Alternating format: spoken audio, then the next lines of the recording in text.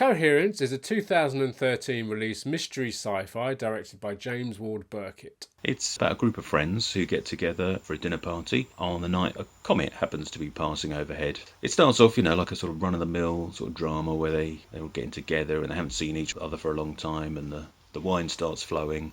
And you get to learn a bit about the characters, and one of them used to go out with one of them, but now he's going out with somebody else, and the usual dinner party conversations about what they're doing and their careers and holidays and things like that. As this comet is passing over, strange things begin to happen. The phone signals disappear, and then the power goes off. They have a look outside, and they can see the comet, but they can see there's only one house in the whole neighbourhood that's got lights. So, they decide to go and investigate. It's a difficult film to sort of talk about without giving things away. I think it's best going in knowing as little as possible. No, you're right. It is a very hard one to talk about. I mean, I really enjoyed it the first time I saw it. I mean, I'm a big fan of these kind of, as I know you are as well, kind of... It was like an indie sci-fi with a really interesting idea that sort of uses... It doesn't need a big budget and lots of effects to tell its story. No, I mean, I was a big fan of Primer. That's the film that came to mind when I was watching it. Yeah. Primer's a great film. I would say that's possibly maybe executed better. This one gets quite confusing. Well, I was about to say that about Primer, and Primer made my head hurt. And I didn't know what the hell was going on by the end of it, but this one I managed to follow. I did have to watch Primer a few times, and this is definitely like that. I think actually what's quite interesting about this film is, so we won't really talk about the film because like Simon said, it's best to kind of come into this film without knowing anything and just kind of go with it, because I think it does go to some quite interesting places. And I mean, for one reason I like it is because it's literally just a very small cast in one room. Yeah, and that was one location job. Yeah, one location film, and I think that was kind of the idea the director wanted to write, or the writer and the director wanted to make this film that was just in one location with a small amount of people. The other thing that's quite interesting is that it's actually pretty much all improvised. So they had the idea, and in fact, so Amir, who is one of the characters one of the friends, he is one of the co-writers on the film. And he was kind of there to, if the cast started to go off track a little bit, he was kind of there to bring them back into where they needed to be heading. So they needed to be headed in a direction that the director and the writer wanted them to go, but they were allowed to kind of come in and I don't think they knew everything. I think at the beginning of the day they were given like a paragraph of text or something like that, and they were kind of given... Blair Witch then. Sorry? A bit Blair Witch, sent in with knowing nothing. Exactly, yeah, and also much like, I mean, if you're British fan of British cinema, a lot of Mike Leigh films work that way. He works the character out beforehand, and then you kind of go in and you develop all that before you even start filming. So I quite liked that premise of the film more so than maybe what was actually, although I really enjoyed the film itself. If you don't like handheld cameras with lots of focus pulling going on, but again, that was down to they were given free rein to do their dialogue. They were also given free rein to just walk about however they wanted to. So that's why it's got that kind of quite, I'd say, student film feel to it. But it makes it quite naturalistic, and you can tell that a lot of it is improvised. I thought, a few minutes in, I was like, is it going to be like this the whole time?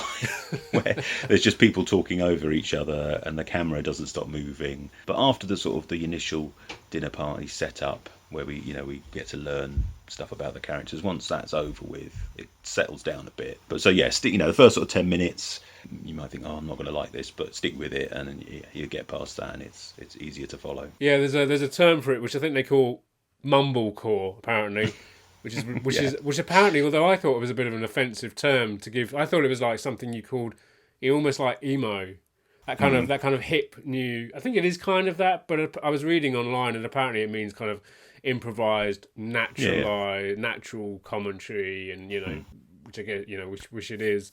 It also actually reminded me of, and only recently I watched this film called Perfect Strangers, which is an Italian film, but it has a notable kind of distinction for being remade 18 times around the world. But it hasn't actually weirdly been remade in English language, as far as I could tell. It hasn't been remade in America, and it hasn't been remade in England, surprisingly. But it's been remade in France and like Russia and Norway, Germany, And in fact, weirdly, it was remade in Spain by Alex de la Iglesia, who, of course, did The Day of the Beast that we covered on the channel.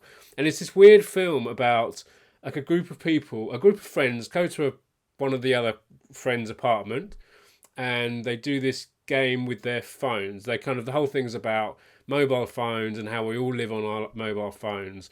And then everyone decides to put all their phones, like they play a game, so they get all their phones to be put on the table.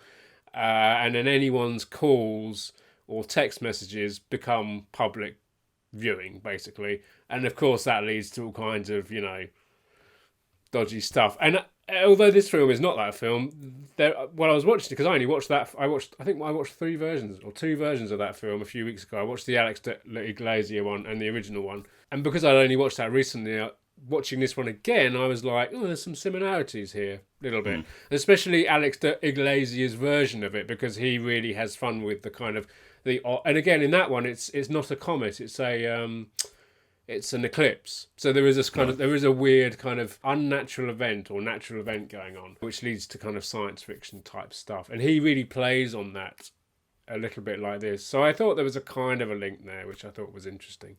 But there's not a huge amount to talk about this film, really. I think it's, not being able to talk about, about the plot too much makes it difficult. But I mean, obviously, because it is a small, low-budget indie film, it's got lesser-known actors in it because you can pay them less. They don't command such huge salaries. It cost $50,000 to make this film, and so it was literally, and it took them 5 days to film it. I think they filmed it in the director's house. I mean, I would say it doesn't look as cheap as that. I mean, obviously, it doesn't have, like we said, it doesn't have much in the way of special effects in it. Despite calling it a sci-fi, you see shots of the comet. Whether I couldn't tell whether that was visual effects or whether it was just footage of a comet that would, like stock footage. I was reading on the Internet Movie Database, and they were actually saying on that they haven't really spoken about how they did that effect. Although I think most of their budget went on that shot of the comet going over. Oh right, okay. So I guess it was kind of some kind of practical effect or whatever. As we haven't given too much of the plot away, if you want to check it out, it's just a sort of little film that will stretch your brain a little bit. It's not too taxing, but yeah, it's got an interesting, twist, shall we say? There's some twists in there. I can't say any more.